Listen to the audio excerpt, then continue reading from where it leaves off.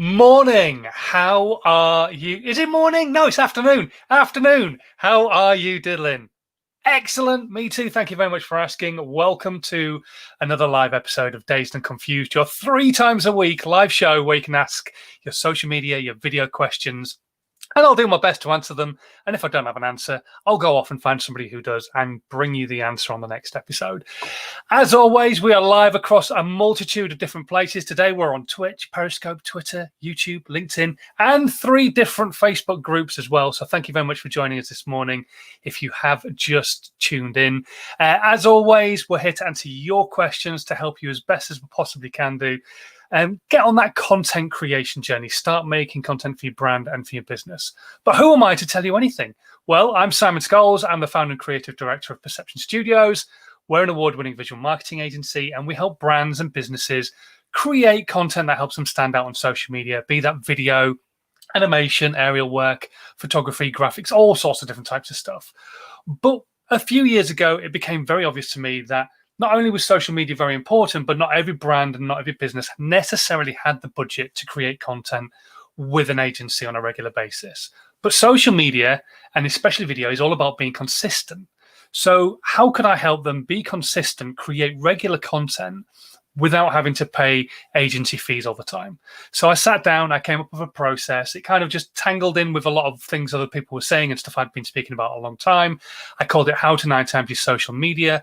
And it's basically about taking little pieces of your content and making it work harder for you. If you've got a blog, can you do video with it? Can you do podcasting? All that kind of stuff. I turned it into a book. It went to #1 on Amazon. Who would have thunk it? And it's still available now for like 99p or something. So go grab yourself a copy. And it takes you through everything from marketing planning to podcasting. And like I say, all the stuff that happens in between. So that's what these live broadcasts are all about, is just to try and get you on that content creation journey, try and help you as best as I possibly can do. And now and again, I'll get an expert in and they'll come and have a chat with me and talk about different things, maybe what they've been up to. The other week, I was chatting to Skinny Jean Gardner. I've been chatting to people who do podcasting. And one of our most popular guests, one of the most popular lives that I've done so far to date, when I split up the content, loads of people raved about everything he was talking about, was a gentleman called Alan Spicer. Hello, Alan. Hello. How are Good to see you, Simon. I'm alive. I've got a weird scratch on my forehead for no reason. No, not to worry. It's not a scratch, it's a wrinkle. One of many. It's fine. And so if you didn't catch the last episode where we had Alan on, Alan is a certified YouTube expert. He works with Vid IQ on a regular basis, and he's also a consultant and basically helps as many people as he possibly can do with his content and with what he does for a living to take their YouTube to the next level, essentially try and get more people consuming the content that they've got to put out, whatever that content niche might be that they're working on. And so, yeah, that's kind of you in a nutshell, really, would you say? Yeah. Slightly weird. A southerner that lives in the north. Yeah, that's about it. Other than that. Brilliant. So what's been happening? So we spoke, I mean, we've been chatting a lot anyway, but we spoke last on the live in April, I think it was. So it's a long, not far. Lockdown. Many months when we thought that we'd be set in lockdown for 2 weeks and everything would be fine. Yeah. And here we are in October. It's Groundhog Day. It really is. I think I was probably wearing the same shirt. So what's been happening? No, I'm probably likely to be. I have like 50 billion black t-shirts. It's just a wardrobe full of black. Yeah. So yeah, but well, like I say, 6 months, 5 months, 6 months. What's been happening in that period of time for you? For me, the advantage I have is because I'm in the space teaching people how to use digital media in some way to shape a business. I've had a rather generous boost during this time. People are trying to learn how to live stream, how to set up a YouTube channel. So my YouTube channel's exponentially grown. Hit 24,000 subscribers today, in fact. Wow, congratulations. Thank you. When at the start of the year, I just passed 10, 11,000. So over doubled the size of my channel just through this period. And whilst that's autopiloting itself, I also started to step out into blogging. So the rather weird progress of moving from video to blogging rather than blogging into video And that in itself, I've gone from 1,000 organic views in my blog to around about 7,000 views organically. Wow. All because the idea is that if I have the content and I know that these videos work quite well, if I can then give people the option to consume me in other media, they will choose whatever media they decide, whether it's podcast, video format, blogging, mini content, that kind of thing. So as long as you give them something and you remove the friction, then they can choose how they wish to consume you. And that's exactly what I was just going to say. It's all about just removing that friction. If I read, then how can I consume what you've got to say if you all you do is video, and vice versa? And if I don't have any time, how can I consume it? Well, a podcast would be a nice way, and all that kind of stuff. So yeah, repurposing. Well, that's it. Like from our own little chat a few months back, I was able to take not only the interview itself, but then rip it into micro content, which then was either on videos on my own channel, whether it appeared on my social media, or yes, individually showing up in podcasts as well. So I'm just generally trying to broaden the spider web that is my awareness, my brand. Yeah. And that tends to work for anyone, but that's my new pet project, trying to do the one thing that I always failed for 10, 15 years, which is creating written content. And it's doing quite well. Yeah. And driving organic, not only traffic, but affiliate links and trainings, and just generally builds multiple pillars. That way, if YouTube disappears, I'm not left in the dust. I've got multiple things. Yeah. And blogging's the one for me that probably the same as you. I'm probably just a little bit lazy when it comes to sitting down and writing, and so I'll do it, but not very often. So when I do things like lives and what have you, I will go off to something like Rev, get a transcription of it, and then just literally write into the blog, this is a transcription of a recent live, and then there's that written content there. So there's still that regularity of that written content coming up. So there are ways around it. Essentially, if you can't be bothered to sit there and go, all right, I'll write a blog for ages, it's not necessarily the best SEO way or keyword strategy, but it's a way around it that I've come across that I use now and again if I really can't be bothered to sit down or just don't have the time to sit down and write a blog. It's not necessarily about not being bothered, it's about finding the time to do it, because it's probably one of the more time heavy points of content. The published author that yes, had a best-selling book. Yeah, enough time to write. I agree. Getting a transcript. Excuse me, I'll just mute myself. Sarcasm. It's brilliant. Yes, Rev works. The advantage here is also, if you was to strip that audio and then dump it there, that works well. You can put that in other content as well, like alt text in social media platforms. But you can also then go back and then humanize it, polish it at a later point. Yeah. You can always go back and remove the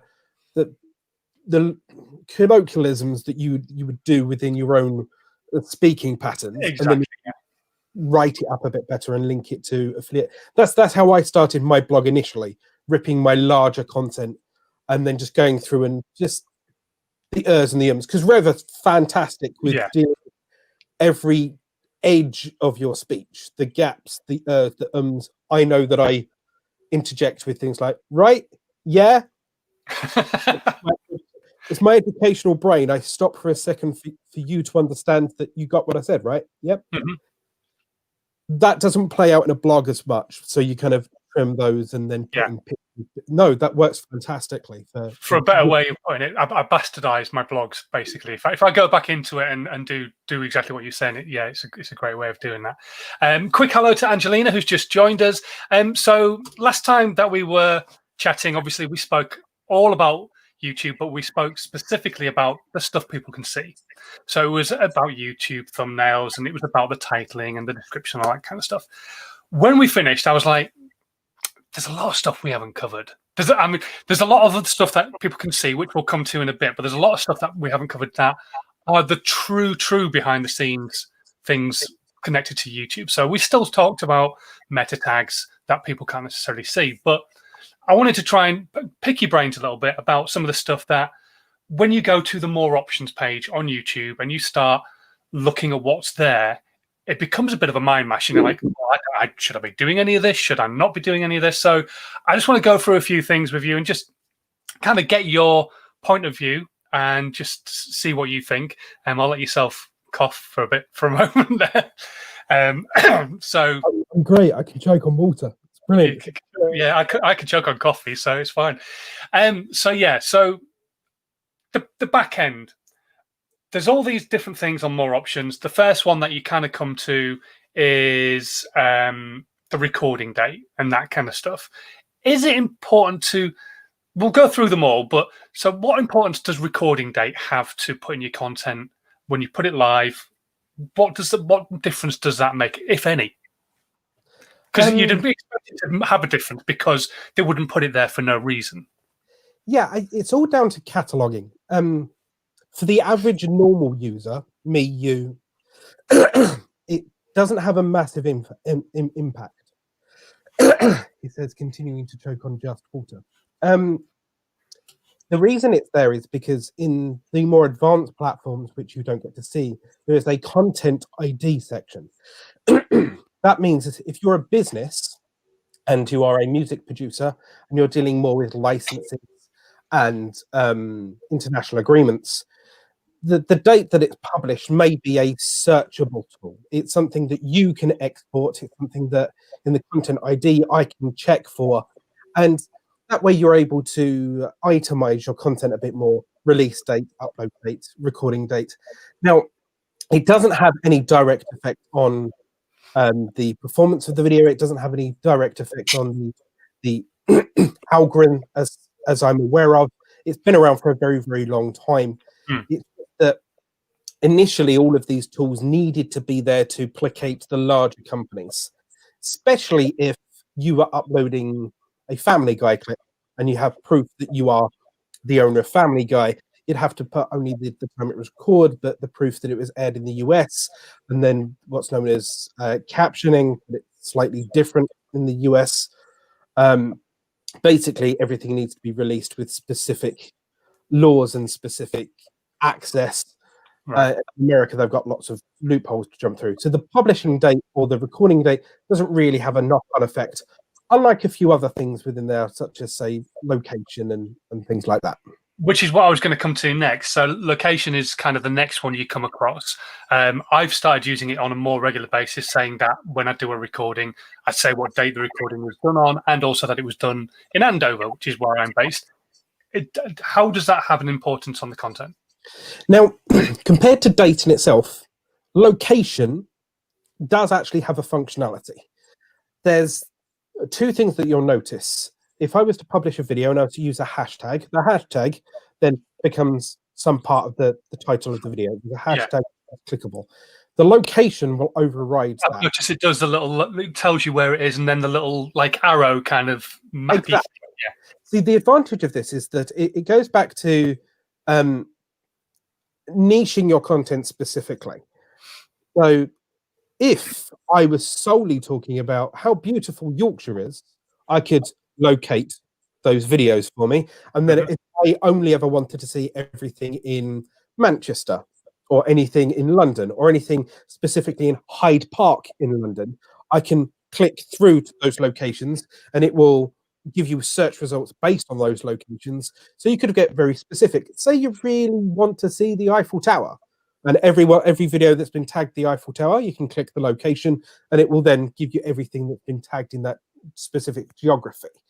Now, it used to be, the idea was that you could rank in those specific areas based on your specificity.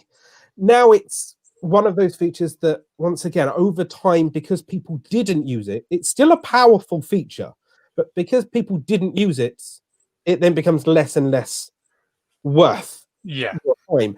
Now, I'm not saying that people should stop doing it, especially if you're very specific. So if you're traveling abroad and you want to, for your own sake, put, the convention center when you're going to VidCon, or if you want to actually have a conversation around an event, that could actually help you. So would it also help as well, for example, so for example, I go to Slovakia a lot, my wife's Slovakian, we go to Slovakia at Christmas, would then tagging the content with a Slovakian town or Slovakia overall make it more visible, that content more visible to people specifically in Slovakia? It makes it more visible it's all down to interaction with that feature. Now, it does effectively lend data to that video saying that, yes, I am in London at this time, or I'm in Slovakia at this time. So if you were searching for Christmas in Slovakia, if it's got the metadata that supports that, then it might, everything with algorithms always might, it might lend an element of additional information that would help. But the biggest way I've seen this work is direct events.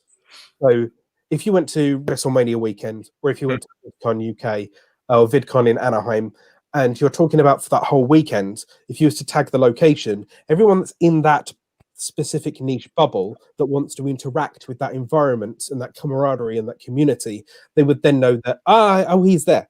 And then they can jump in, and then it makes it much more specific. It's like using a specific hashtag on LinkedIn when it comes to an event. VidCon 2028, when we're finally out of lockdown. Whatever it might be. Yeah. Well, that's it. That way you know that you're not interacting with someone that posted that specific video 2 years ago and is no longer relevant and is no longer here. Especially if they're calling for, like, right, I'm going to be in Times Square for the next 2 hours. Come and find me. And the video is 2 years old. Then not helpful. What's the point? So would it also work, because obviously YouTube is Google, or Alphabet, which is Google. So does it work the same way as when you type in, I don't know, plumber Newbury, and then all the plumbers in Newbury pop up and you've got the map results as well? Would it then draw upon that to help bring up, say there was a plumber in Newbury creating regular content, would it help that content be pulled up by the search results as well? I've not specifically seen direct correlation between the location tagged on a video and the results in search, but you can place tags and relevant qualifying information on a video or on a website and have it relate to those searches. So for a very long time I was trying to rank for HD1 web design, HD1 being Huddersfield, the central postcode, and not high definition. Not high definition. It just so happens that I'm old enough that was also the time when high definition appeared, because I'm old. So I thought I'd lean in on it. You know, sports HD1. I'll just nick the HD1 and it'd be my postcode. So that hooked on okay, and it would geographically locate me, but that was also based on the syntax that you placed, the schema that you marked your website up with. In other words, the hidden data that you feed to Google to tell Google, hey, we are here, we're based in this location, please make it relevant. And then you'd also pad your website out with accidentally typing things like web design Huddersfield and web design Yorkshire and Cowersley and Bradford. You'd make blog posts and stuff. But specifically tagging the video, maybe if you used to go to Google and search for location-based videos, it would form that data. But I've not personally searched that ever. Yeah. So I don't know. But I do know that if I've seen a location on a video, every now and then I'll click on that location to pull up the search results. Cool. A YouTube platform feature rather than a general Google thing. Yeah. So just another quick one on that then. If you're using the location, if you created, say, so obviously I'm creating loads of content about Andover. I'm not necessarily actually creating about Andover. It's just I'm based in Andover when I'm filming it. But if I created then a playlist called Andover, would that become more searchable under that location result as well then? If they clicked on that, would it pull up the playlist, or would it just pull up anything people have made in Andover? Anything that is relevant. In theory, there's the more relevant information you're giving it, it's certainly not going to hurt you. If you're explaining that you're in Andover in the thumbnail somewhere or in the description somewhere, and you're linking it to a tag and a location, if people are then searching for I don't know, sightseeing or whatever in Andover, then you've given it a rich base for it to possibly suggest you more than anybody that hasn't used that. It's always a case of filling in that jigsaw puzzle. Google's going to guess after, say it's a 100-piece jigsaw puzzle. Google's going to guess around about 50 pieces in what it is. Right? the more you fill in that picture, the more of the fine details it's going to know of that jigsaw puzzle. Whether there's a tree in the background, whether there's a church, whether there's a kid or a pram or a duck, right? The more you fill that in, the more specific it is. Yeah. Especially nowadays, there's a tool called, it used to be Google Brain. I believe it's Google AI. It's cloud AI learning, in which it will take a picture of the thumbnail. It will scan through the thumbnail and go red, shocked-faced, male, age, gray hair, and it micro tags them. But it now scans through all of videos in the same way. So Mr. Beast went to a supermarket in one of his videos about a year ago, and they put this video through the AI algorithm. What it does is it generates these tags based on exactly what's in the video, not just the tags, the actual video. Outside of the supermarket, didn't mention the supermarket, it could see the sign of the supermarket, and it immediately went supermarket, food, shopping, leisure, purchasing. It knew those associations. Now, Google has all of this video content and can feed this algorithm to machine learn and teach it. So that's why the more of this jigsaw puzzle you fill in for it, the more it can make that association, and the more likely that your Andover video is going to be recommended against other Andover searches or Andover videos, because they are related in some way, shape, or form. Does it appreciate it then? So you saying about all of those, this AI system, does it appreciate it then when it goes, oh, you're outside a supermarket, so food and shopping, and if you put those things already into your system, into your tags and into your description, does it go, well, thank you very much, you've already given me that information, I'm going to give you a better ranking? Or does it just go, well, that makes no difference because I've already seen it within the video anyway? It's more validation. My theory is they've been telling us for years that tags don't matter. They do, but they won't in the future. Yeah. Right? What they're trying to do at the moment is augment what we tell them the video is about and validate it and confirm it with what they know. And that over time, the machine learning will become more and more important and the human element will disappear. Yeah. Right. So if we tell it that it's a vlog and I went to Aldi and I bought Christmas stuff, and then in the tags, it goes, in the computer-generated tag mindset, it sees the supermarket, and it sees food, and it sees Christmassy stuff. It goes, okay, we got it right. That's one for the machines.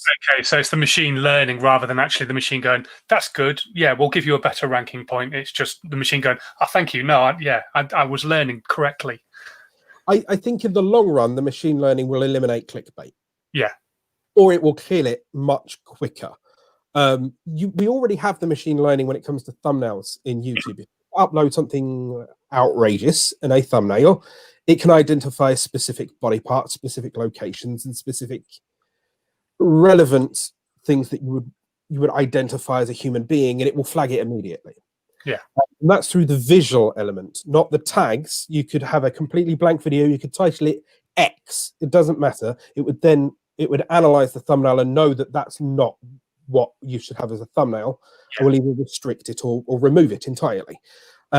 And there's something that does that isn't human, and that's clearly a machine learning tool that's been taught to recognize those images, whether it happens to be educational or whether it happens to be flat out illegal. So there will be things that identify that, and in the long run, I imagine that machine will become more and more relevant to our everyday life, not just a safety net to protect YouTube from abuse. Yeah, yeah. And talking about education, the next one I wanted to ask about was category. Okay. Now, I put a lot of my content into category of education because that's what it's generally all about. Does it matter? Would it matter if I went, oh, well, I'm going to shove it in food and drink because I'm drinking a coffee in this episode, or I don't know, people because I'm talking to another person, people and blogs, and does it really make any difference? See, I touched upon this fairly recently in one of my own videos, but it's a legacy of the old system. YouTube being so old, it had to categorize many things when it first started. If you imagine right now, there's like 800 hours of YouTube content uploaded, I think, every minute. I think it's ridiculous, yeah. Right. So back in the day when it wasn't so dense, maybe 800 hours per day or 800 hours per week. The idea of categorizing them helped them. Imagine it like a forum, right? Good old days, back in the day, you would tell That's people how I first started on social media. Yahoo Forums. Yahoo or Reddit, for example. Sub forums in Reddit are just subs, the categories. So in the good old down forums, you would be like, here's your general chit chat, here's your downloads, here's your I run a wrestling fan website for ages. So it'd be like, here's you talking about Raw, here's SmackDown, here's TNA, here's WWE, right? Back then it would help because it would categorize exactly what you are. When you're starting a YouTube channel, it can help. Once again, it's a jigsaw piece puzzle within your big picture. And over time, the behavior of your channel would then overtake it. So if you initially started with people as your category, but then along the way it's actually tech or actually food, the behavior of your channel after 400, 500 videos or 20, 30,000 subscribers or whatever, then YouTube leans on that, what it's relevant to, what traffic it expects, what keywords you continue to seemingly use or get found for. So it's not a bad thing. Some people lean on it a bit too much. There's a creator out there that had a controversy last year who's very well known for putting out videos that look real, but then he tags them as satire or comedy. And then when everyone kicks off, he just goes, yeah, but it's marked as comedy. Don't blame me, right? Some people abuse the system. Some people don't. Does it directly affect you in rankings? Maybe, but not really. Like if Marcus Brownlee, who's a tech review guy, wants to change his category from tech to people, I honestly believe he'd still be recommended under the tech tab on the homepage. Now, I'm not saying that you deliberately go against what you're doing and change it to something different. It might just be, once again, another jigsaw piece puzzle within that big picture that helps.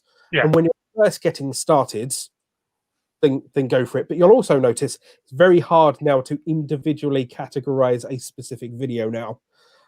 It used to be very clear. It used to be a easy drop down. And for some reason, they've hidden it. And if they're hiding it, it means it's becoming less and less relevant.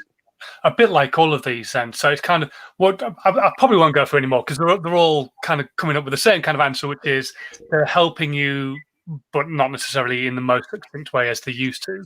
But kind of what you're saying is use them because they're tools there to be used, but don't expect them to be around forever. None of those individual things will become silver bullets that make you go viral. You won't go back and change the last 20 of your videos and change its category from how to gaming and boom, that's not how it works. Yeah. But if you want to spend the time to categorize those, then fine. If that's the way that you're wired, then fine.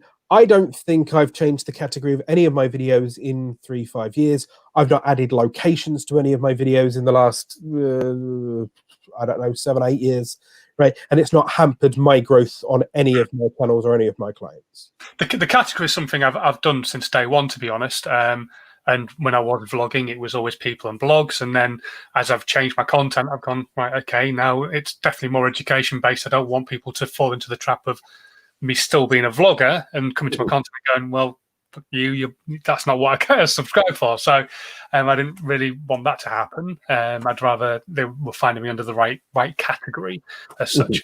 Okay, so coming away from the other options page a little bit and talking about some of the stuff that isn't necessarily new, but it's been around a little while, but it's stuff that not many people use. So the first thing I want to talk to you about is obviously YouTube Live. We are live right now across multiple platforms using an app called StreamYard, and one of those platforms being YouTube. How powerful and how important is it for brands and businesses to look at using that capability? And is it more important for them to use it direct on YouTube, or are they okay using an app like I'm using so I can go across multiple platforms? Any content creation is the most important thing when you're on the platform. Correct answer. Any content creation. How are people going to find you if you're not making content in any way? I don't care if it's a phone. That's my other half. She's gonna so kill me. I don't care if it's live. I don't care if it's a mobile. I don't care if it's TikTok or Instagram. I don't care if it's a blog. Live gives you the option to eliminate the friction. It gives you a chance to communicate with your community. If you have a community that will interact with you, brilliant, right? A couple of times I've gone live recently, just to break random industry news. Any way to do it is helpful. Now, you can go live and splice it up into content. You can go live and leave it as it is.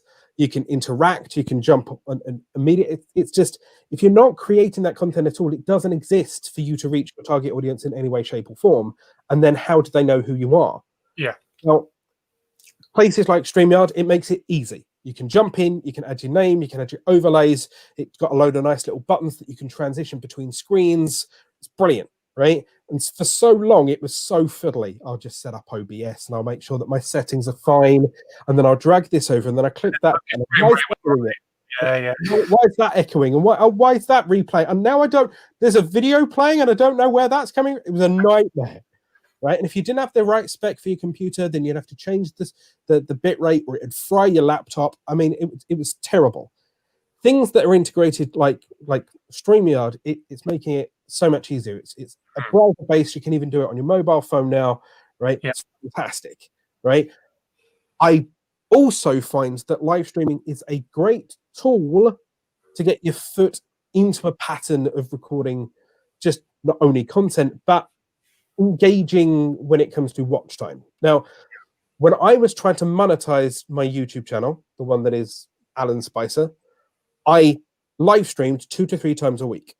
The reason for this is me being an educational niche. The views aren't necessarily fantastic because I'm putting out 3 to 5 minute tutorials. Here's your question. Here's my answer. There's the door. Done. Yeah. So I used to do 2 to 3 hour live streams where I'd sit down and 10, 15, 20 people would come in and we'd chat and we'd go through their questions. Now, you've got to think that that's 10, 15, 20 people that sit there for up to 3 hours. Yeah. Which immediately gives you that spike of 6, 7, 8, 10, 15, 20 hours worth of like live stream hours that goes towards your total watch time. So let's say 10 people watching for 3 hours, 30 hours. You need 4,000 hours worth of watch time to get monetized on YouTube. So if you 2 live streams a week, you go, there's 40 hours times X amount of months over the course of the year. That's how live streaming can help you specifically on YouTube. Yeah. If you're live streaming for those 3 hours, you might get the Nick Nimmin effect, which is they will super chat you for, hey, here's your coffee. Or with Nick Nimmin, it is, can you do a channel review? Or I really like you, or here's a super chat thingy, or here's a donation, or it's building that engagement. So not only content creation, brand awareness, watch time, but it could make you money. So there's no reason not to create content. And anything that makes it easier on you to do. Does it work the same way with YouTube as it did originally with Facebook, where Facebook are like, well, we came up with Facebook Live. And so it's great that you're putting content and video content natively on Facebook, but if you put it out as Facebook Live content, we're going to push it harder. Do they do that, or do they just look at it as more content? Because there is so much content being uploaded on a regular basis. Is it more just, that's nice, it's another piece of content? Oh, and you happen to have used live, but it's just nice that it's content. I've not seen any direct correlation between if it's restreamed via Restream.io or StreamYard or anything that connects it within. I've not seen any negative effects outside the fact that if you're using some of these tools, sometimes you don't keep track of those other networks you're beaming to. Yeah. Some tools can aggregate it. I know that Restream.io did for a while, where you'd plug in all the accounts, and then in your own live stream, there'd be a little dashboard collecting all of the chats. It would tell you this is from Facebook, this is from Twitch, right? Yeah. That you can integrate and interact, right? Otherwise, there's nothing more annoying than sitting there on YouTube watching a restream from Twitch or anything like that, and then you ask a question and it's gone into the ether. But if you are live streaming in YouTube in general, it does favor it. It's more urgent. It understands it's fresh, immediate, instant content. So it will push that over any of your on-demand pre-recorded stuff whilst you are live. So right now, for example, this being streamed to Simon's YouTube, right, they will more likely suggest this video on the sidebar than any other of his back catalogue until this live stream stops, and then it will go with normal algorithm. A little bit like TikTok. When you go through TikTok and if somebody's live, it'll tell you they're live because they want you to tap on that button and go and watch the live stream rather than suggesting any of the other. Cool. Okay, that's an interesting one. The next one is the community tab. Now, something I've used sporadically on my channel. If there's a lot of people I think still might not have it. I don't know if it's been rolled out fully or not. Is it again a bit of a fad? Or because I know YouTube stories are going to come eventually, which we'll talk about in a second, but is it important to be putting stuff out there? I've started using it more, I must admit. I've been better with it, but I don't get a huge amount of interaction on it. But I don't know whether that's because I've never used it or because it's just a lot of crap. Okay. You've got 5,000 odd subscribers on your YouTube account, Simon. Mm-hmm. You do not interact with your community, Simon. Shame on you, Simon. There we go then. Okay. The community tab is now available to anyone in the partnership program over 1,000 subscribers. Basically, you get a nice welcome package. Here, you can monetize your videos and give us 70% of your content. And whilst you're there, communicate on your community tab. The community tab is a very powerful tool. But just like anything, if you don't use it, it becomes worthless. Mm-hmm. You've got to bear in mind the human psyche works in 3 ways. Maybe 4. It goes by visual elements. So I interact with my community tab on a regular basis, almost daily. The same reason that you're tweeting and sharing on Instagram or TikTok or Tumblr or whatever dead platforms, right? The reason is if you show up, other people will too. So you need to prioritize in your community tab the following 3-4 things. 1, polls. If you're asked an opinion, you love to give an opinion, right? Polls, pictures, they are visual, they tell a story, and they're engaging. Posts individually, text alone, and then finally, direct adverts. The reason for this is that if you was to post just a video link to community tab, people know nowadays that's an advert. I will ignore it because we've been conditioned to do so. Right? When was the last time you opened an advertising email and went, "Oh, I have to buy it"? No, you haven't. For 15 I must go get that pump. Well, that's it doesn't happen. So the reason you're leaning in on those is that the polls, you're asking for someone's opinion. They're more than willing to vote. Everyone likes their good. Oh, I wonder what it's like. It's like, and these can be very professional, or in my case, very stupid. Right? I'll ask you how you are, or I'll ask you, does pineapple belong on pizza, right? Or I'll actually directly poll, like, what type of videos do you want? Do you like shorts? Do you use shorts? Whatever it happens to be, right? And then I'll have a stupid little answer at the bottom, like, I am a dolphin, or I'm. Reason is YouTube only wants engagement. Yeah. Full stop. It doesn't care what type of engagement it is. It doesn't care if it's a video. It doesn't care if it's a comment, a like, a share.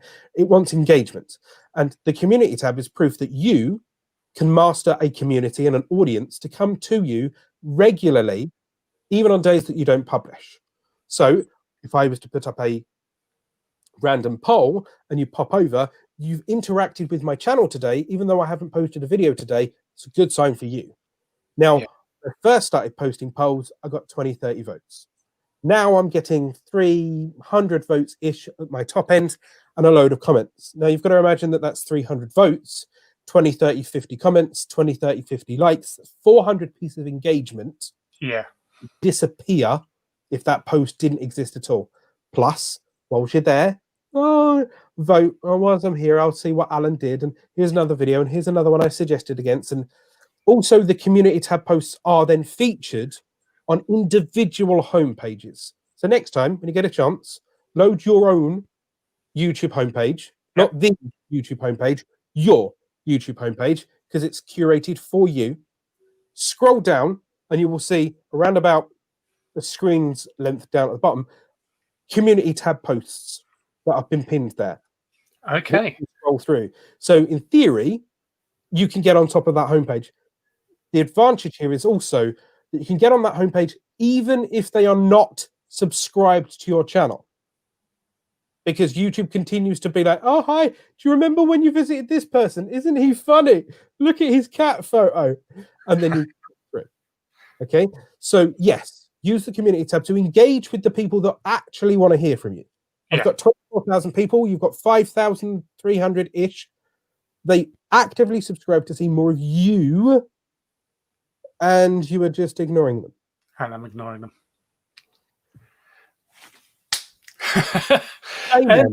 And it kind of brings me on to the next thing that I did mention there as well, the stories, YouTube stories. I've been watching your stories. They're essentially Instagram stories. They are essentially TikToks, for example, or Snapchat. So whatever anybody uses on a vertical video basis to tell the behind-the-scenes story of what they've been up to that day. When are they going to become available for everybody? Because that is something I would probably use far more regularly than the community tab. Although now you've told me off, I will use community as well. But yeah. Okay, so there's two edges to the story. One, the stories that are like Instagram stories are available to anyone that has over 10,000 subscribers. Now, these will, over time, no doubt, roll back down, but it's kind of one of those premium kind of things. You get that, and you kind of get a nudge, and you get like a community manager and stuff. Now, this does breed engagement, so YouTube will use it, and you get Instagram stories at any point that you wish as well. So why would you gate that accordingly? Now, stories are useful, they're helpful. They are much limited than an Instagram story, but you can link to content. The most important next step is actually YouTube Shorts. Now, an Instagram story is 15 seconds long. It goes on your bar at the top, and you can search through. It flicks through just like an Instagram story, just like you're used to for years, or Snapchat in the good old days when I never used it because I was too old and it's weird. Right? I don't want to change my face into a baby. Just stop it now. Right? So the YouTube Shorts program, however, are short stories that are up to 60 seconds in length. This is the TikTok attack. We've had TikTok banned in India, so you are testing a beta in India, which are YouTube Shorts. They are vertical format videos that are under 60 seconds, and as you scroll down on a mobile device, you can actually see the stories on a shelf underneath a recommended section of your content. Now, what this means is that you go to any video, right? And then you scroll down. There you go. Yeah. See, that's how I see your content popping up. So, yeah. So on a mobile device, obviously, there are stories, which are these things that have the little icon, just like you would expect from Instagram. But at the start of that shelf now, you will see there are videos, actual videos, that don't have a little icon here. Those aren't stories, and they can be up to 60 seconds in length. These are shorts. Now, because this is only being tested in India, you're going to feel that you're going to be a little left out. Unless you can use a new tool that YouTube suggested via their blog, that if you want in on this, if you want your videos to be considered for that pool that's going to be placed in that shelf whilst they're testing it, you use a little hashtag that says shorts. Okay? So you have a video that is... Is that within the title or within the description? Shorts in either the title or the description. Okay? And what that says to YouTube is, hi, this kind of meets your 60 seconds vertical format kind of thing, right? What that then means is that it puts it in the bucket. And then when it is relevant, I've noticed, so if you're talking about tech, there's a chance that your video that is you ripping apart a laptop might be displayed against Linus Tech Tips, right? And they're testing this at the moment. Now, it's not directly affecting the launch of a video. It seems that you're placed on that shelf after about 3 to 4 days, maybe a week or longer, where it is relevant. So much so that I've created a second channel called Alan Spicer Unleashed. I was just going to say, is it worth creating a second channel? Because there's nothing I hate more than the double black band down the side of it. It hurts my soul that they've done this. The reason why I've done 2 channels is for people that have known me long enough, they know that I have a comedic edge to me. So I wanted a place to relax and be unniched in an area. So yes, I still do vertical format videos on my main channel that are relevant to that niche where required. Okay. Why? Because it's the wild, wild west, and at the moment, that new feature could be the thing that explodes. Could be, and the only way you're going to know that is by creating content. Because if you don't create content in there, then you didn't have a roll of the dice in that area in the first place. Quick one for you. Sorry, really quick one for you. Because knowing with the community tab, you can upload videos to community. Could you do it that way instead of putting it onto your main channel? Then could you put a video that's vertical onto the community tab, hashtag shorts, and it'd be picked up? Yes and no. The only way that you can choose a video on the community tab is actually an uploaded live video.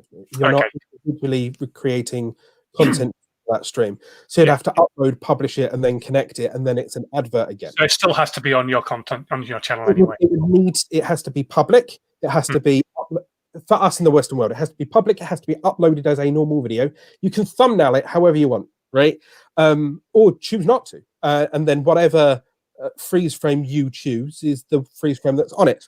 So I upload niche specific videos to there for anything that happens quick, and so have other people, including VidIQ, Little Monster Media Co, and people like that. Now, I've created the second channel to give me a little bit of freedom. So what I've been doing is, if you want to search for it, it's Alan Spicer Unniched. It's brilliant. I don't have 100 subscribers on that channel yet, so it hasn't got a custom channel URL, but it will do at some point. But the reason why I've created that is that I can test my niche-based stuff on Alan Spicer.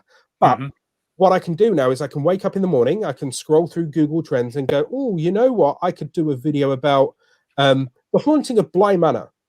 Yeah. Brilliant. Uploaded it. And then maybe that then gets related to a relevant search term that is trending right now.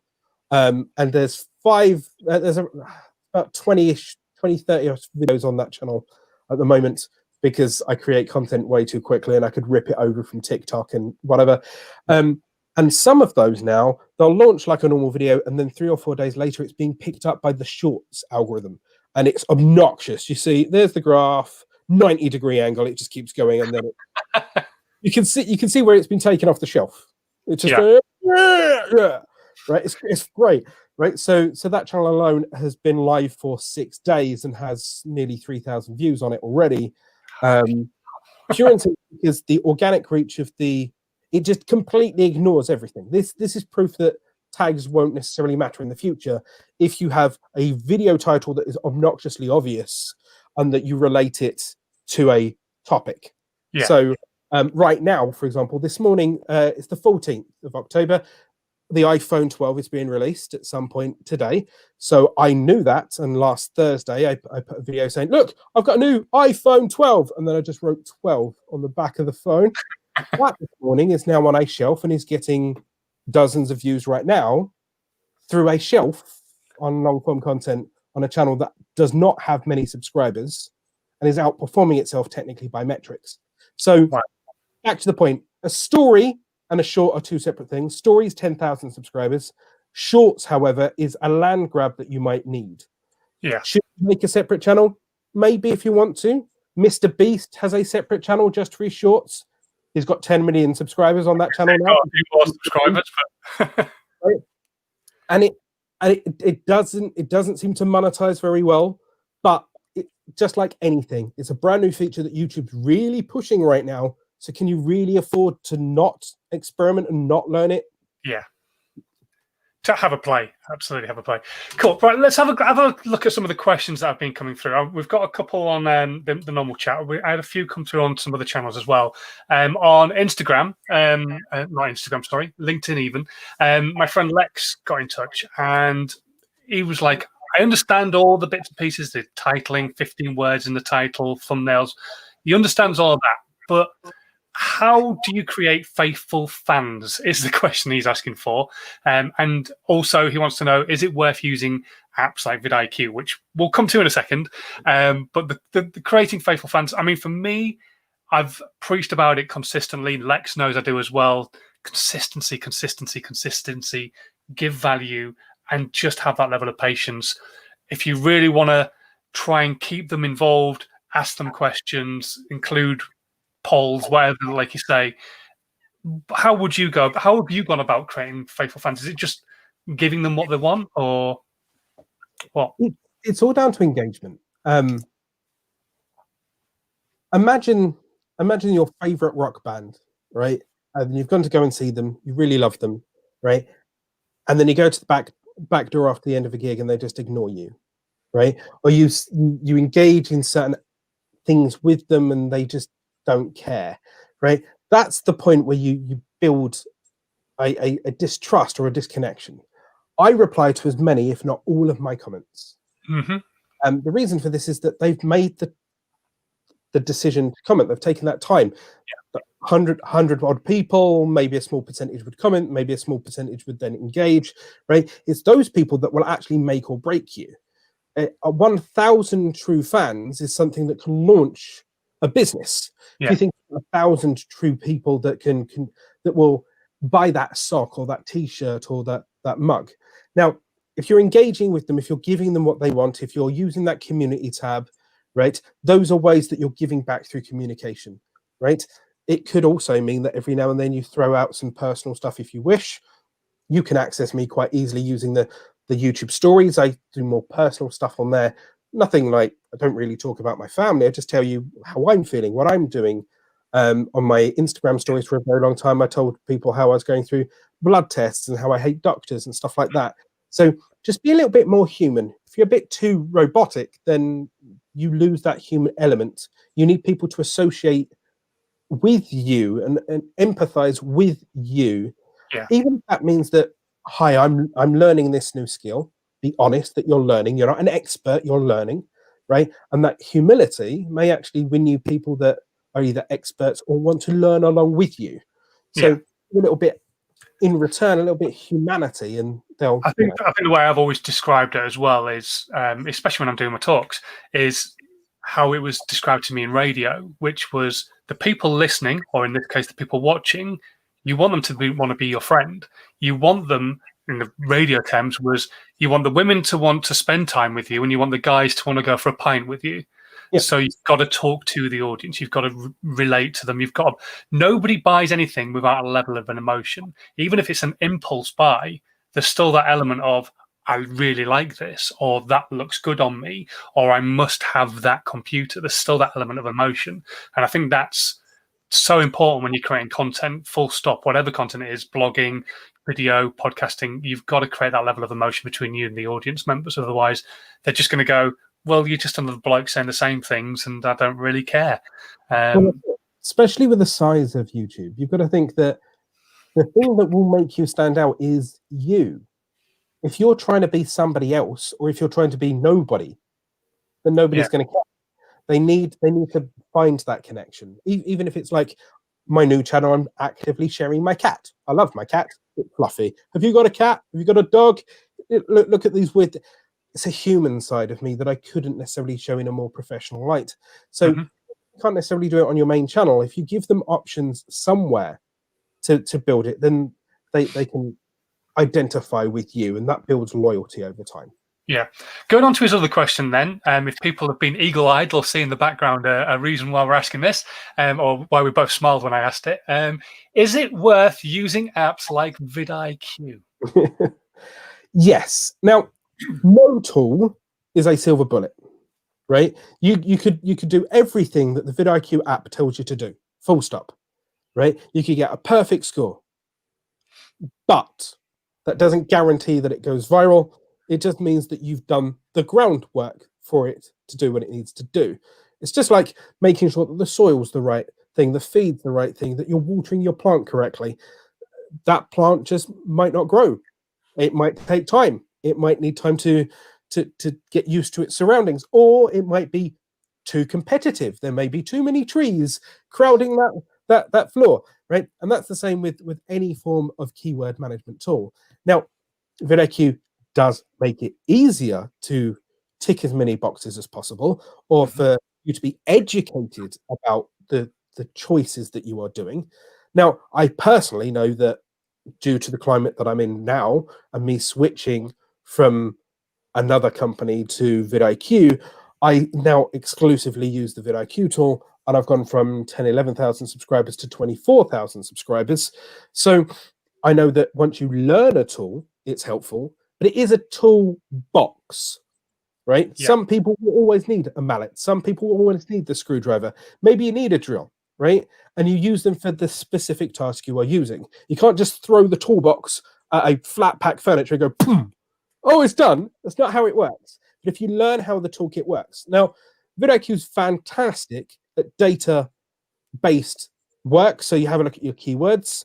You have a look at how it's recommended based on the keyword volume and the competition, right? But as I said, taking individual things out, like I really love the thumbnail preview tool, in which you're able to compare your thumbnail against other people in your niche. That way, that's what I've used a lot recently, especially after our last chat, is the thumbnail, because it's available on the free version, so you can have a look. And yeah, absolutely, it's great to be able to go, okay, maybe I need to just tweak that a bit or something. But well, that's it. It gives you a chance to compare. That if you're uploading identical-ish versions of your thumbnail to all of your rivals, how are you going to stand out? A thumbnail is supposed to help you stop them scrolling, and 2, make them click. So if all of your thumbnails are the same as everybody else's, and you're stood on the left-hand side and there's the same font and it's all blue, then maybe this tool will tell you that maybe if you just used red or yellow, you're so different that people will click on you specifically. So these tools out of the toolkit, individual things will help you with individual things. Whether in my case, as I've got bigger, I'm now tracking my competitors to see what trends they are talking about, what things that I could jump in on or make better videos on that are related to. Whereas if you're a smaller YouTuber looking to learn the basics, then it will teach you need a good end screen, you need a good thumbnail, you have a look at your tags, you need to learn how to write your description. It will suggest the keywords that you might want to put in your title, right? And it's only going to get more powerful over time as well. It needs to help you evolve, and so will the tool with time as well. Yeah. A quick one that came through on the live while we've been live, actually, is Ed McIntyre, and he's asking the question, playlists, what are they, for a start? Well, that's an easy one, hopefully. Why are they there? Are they needed? Should you use them? How do you use them? Okay. Wow, just a few bits there. Playlists is a good way for you to collect all videos based on a certain topic, okay? The reason why this is helpful is that 50 to 75% of all people that come to your channel will not watch all of your videos. There are some zealots that will watch everything and scrutinize every fine detail of whether you've got a scratch on your forehead or whether you've got gray hairs, right? Those people exist, right? But the idea of a playlist will help you funnel people into an area that they want. So in my YouTube channel in itself, I teach you how to start a YouTube channel, how to grow a YouTube channel, how to use specific features, right? How to make money off of that process in itself, and other tools and functionality that you may want to do it. That's 4 or 5 areas of my channel. Now, if I mash that all into one playlist, it's a bit confusing. But I only want videos about money, Alan. That's the wrong finger. I only want want videos about money. I only want to learn how to the business of YouTube. Okay. So if you place it in a playlist, they don't have to scroll through 50 videos to find the 3 videos that are relevant to them. So the playlist will also, playlists help accentuate the power of that content. So if I had to flick through 5 videos before I watch the business one, another 5 videos before I watch the business one, right, that might turn my brain off and I might not watch all of it, which then harms not only click-through rate, but retention rate and watch time. But if there's a playlist that I know that I'm going to listen to, I'm a huge Gary Vaynerchuk fan. It's only taken me 58 minutes to mention him on a live stream. That's a record for me, right? But what I do is I drop off my 4-year-old at her school. I'll turn on motivational Gary Vaynerchuk stuff, which is 6, 7, 8 minutes long, right? And it will autoplay that playlist, and then I just listen to those. That helps me because I continue to get my positive reinforcement over and over again, and I'm not having to flick through those videos. Now I can drill into that specific niche on whatever I want.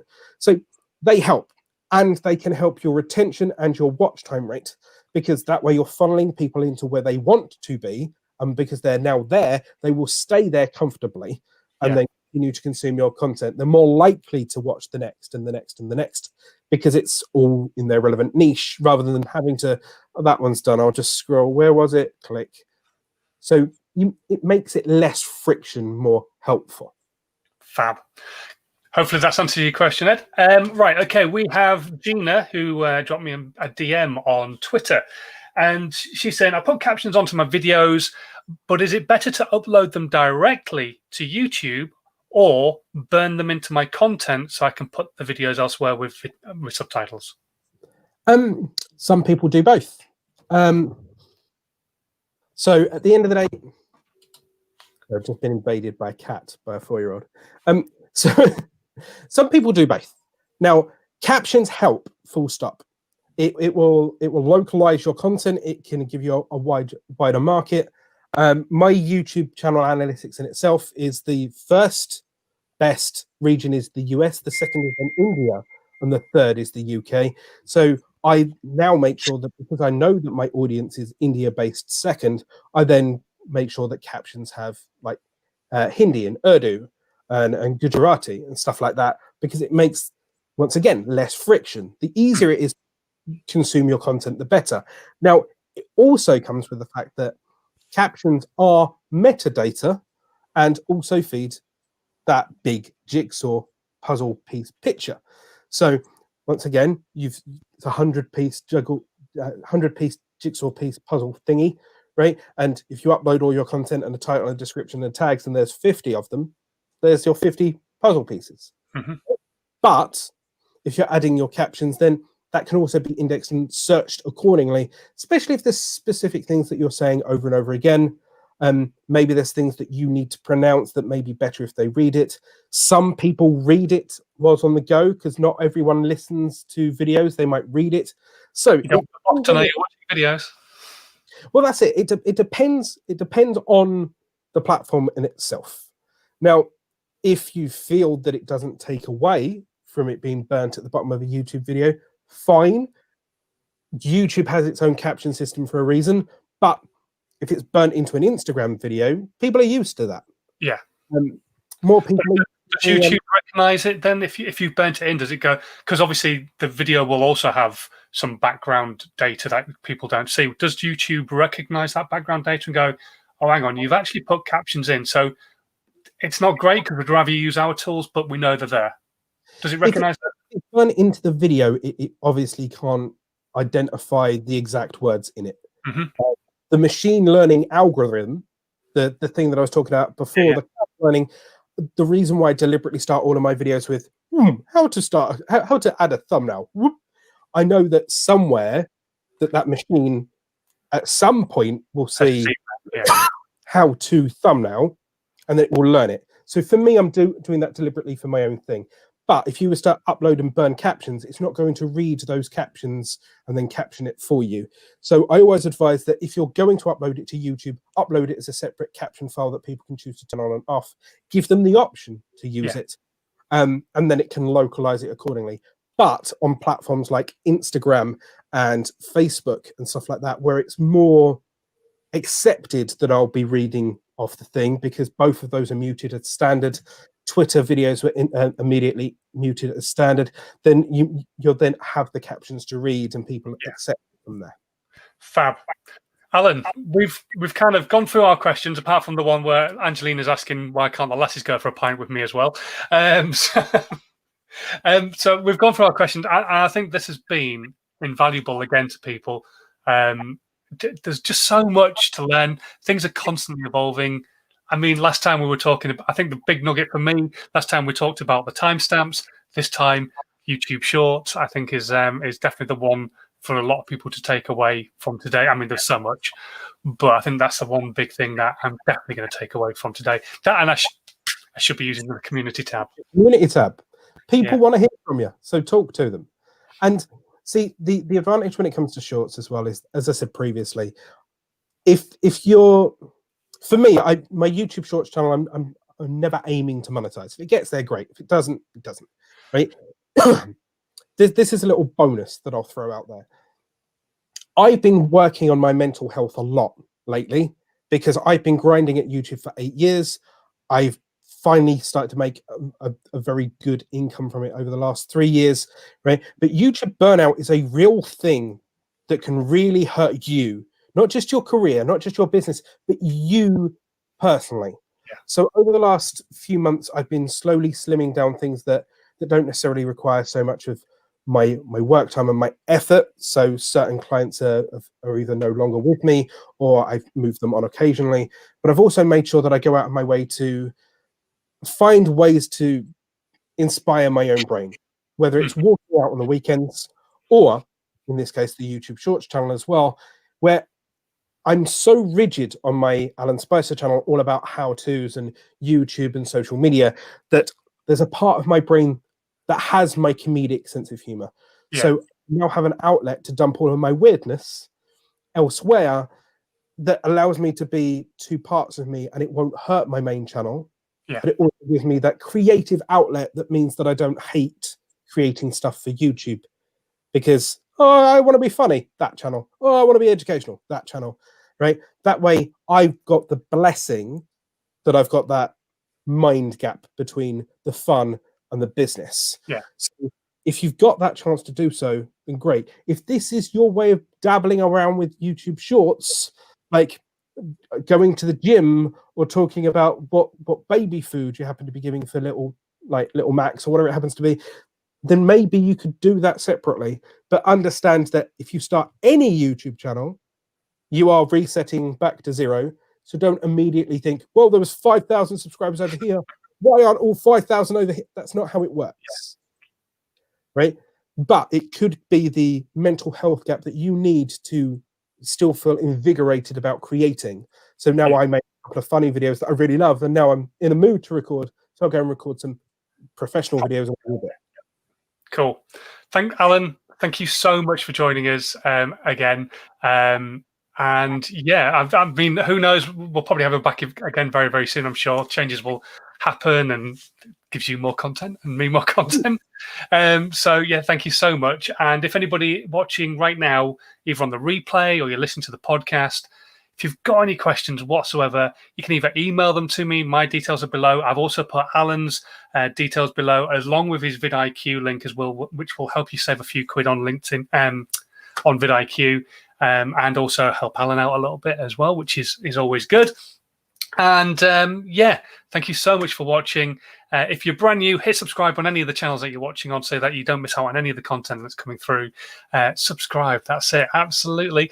And until next time, thank you so much for joining myself and Alan today as well. And hopefully, if you've got any questions, like I say, stick them in the comments or email me, and I'll pass them on to Alan in the future. Until Friday, when I'll be back again at the same time, roughly, depending on nap time, I will say stay safe and have a good one. Thanks for watching. See you soon. Bye.